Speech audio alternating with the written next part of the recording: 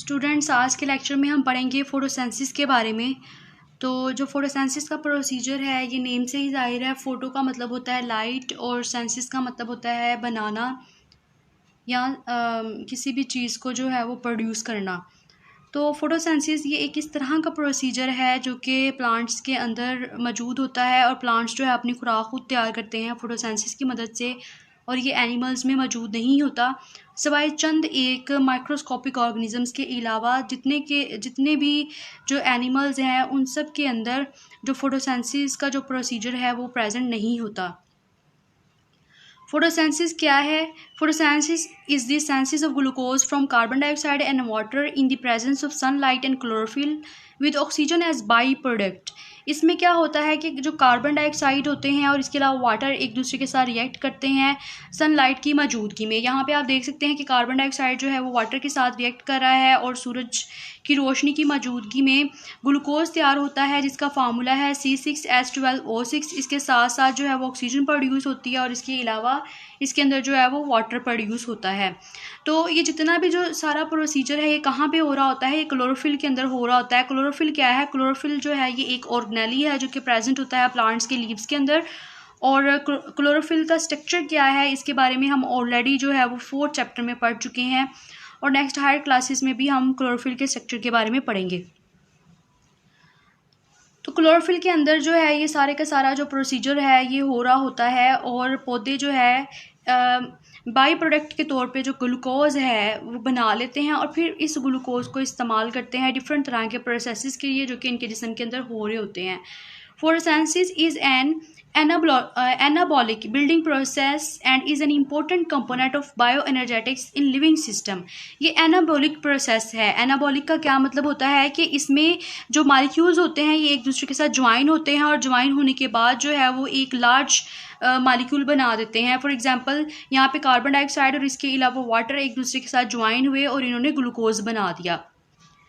It is the most important biochemical pathway and nearly all the life depends on it. It comprises many coordinated biochemical reactions that occur in plant, some protist, algae and some bacteria. A simple general equation for photosynthesis is as follows। तो ये होते कहाँ कहाँ पे है? ये protist में होते हैं, एल्जी में होते हैं और इसके अलावा बैक्टीरिया में ये जो प्रोसीजर है ये होता है। और इसकी जनरल इक्वेशन है जो कि ऑलरेडी मैंने डिस्कस आपसे कर ली हुई है। Intake of water and carbon dioxide. Water and carbon dioxide are the raw material of photosynthesis. जैसे कि आपको पता है कि वाटर और इसके अलावा कार्बन डाइऑक्साइड है, ये दोनों जो है रॉ मटेरियल हैं, मतलब इनके बगैर जो है वो फोटोसिंथेसिस नहीं होगी। प्लांट है mechanism for the intake and transport of these raw materials. अब ये रॉ मटेरियल्स जो है कार्बन डाइऑक्साइड और इसके अलावा वाटर, ये प्लांट्स तक कैसे जाएंगे? ये सवाल है कि प्लांट्स तक की ये जो रॉ मटेरियल है ये किस तरीके से जाएंगे और कौन सा ऐसा तरीक़ेकार है जिससे जो प्लांट है ये इसको हासिल करेंगे। Water present in soil is absorb by root and root hairs through osmosis. This water is eventually transported to leaves through xylem. Water और कार्बन डाइऑक्साइड पौधे किस तरीके से हासिल करते हैं? एक तो ये कि ये रूट्स से जज़ब करते हैं पानी को। रूट्स के ऊपर जो है वो रूट हेयर्स मौजूद होते हैं जो कि पानी को जज़ब करते हैं ऑस्मोसिस के ज़रिए से।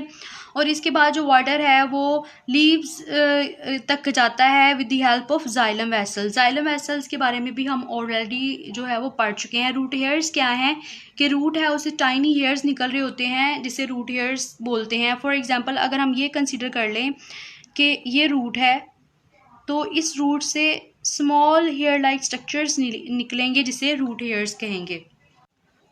ओस्मोसिस क्या है? Osmosis is the movement of water from a dilute solution to the concentrated one through a membrane. जब पानी जो है वो रूट हेयर से रूट में जाता है और उसके बाद जाइलम में जाता है तो एक सारे प्रोसीजर के ज़रिए से जाइलम में से गुजरता हुआ, पाइप्स में से गुजरता हुआ लीव्स के अंदर जाता है। लीव्स में क्या होता है? लीव्स में पोर्स होते हैं जिसे स्टोमेटा बोलते हैं और एयर जो एंटर हुई होती है लीव्स में इन स्टोमेटा के ज़रिए से ये एयर स्पेसिस के अंदर चली जाती है जो कि मेसोफिल सेल्स के इर्द गिर्द मौजूद होती है।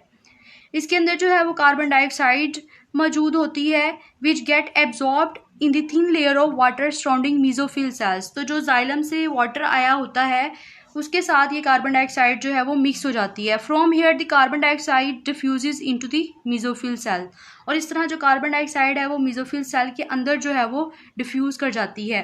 फॉर एग्जांपल अगर हम इसके पूरे स्ट्रक्चर को अगर हम कंसिडर कर लें कि ये इसकी जो है वो रूट्स हैं और ये रूट हेयर्स थे। रूट हेयर्स से मूवमेंट हुई जाइलम के ज़रिए से और लीव्स के अंदर मूवमेंट हो गई। यहाँ पे टाइनी पोर्स होंगे जिसे बोलेंगे स्टोमेटा। इन स्टोमेटा के ज़रिए से बाहर से कार्बन डाइऑक्साइड आई हुई होगी और जाइलम से गया होगा वाटर।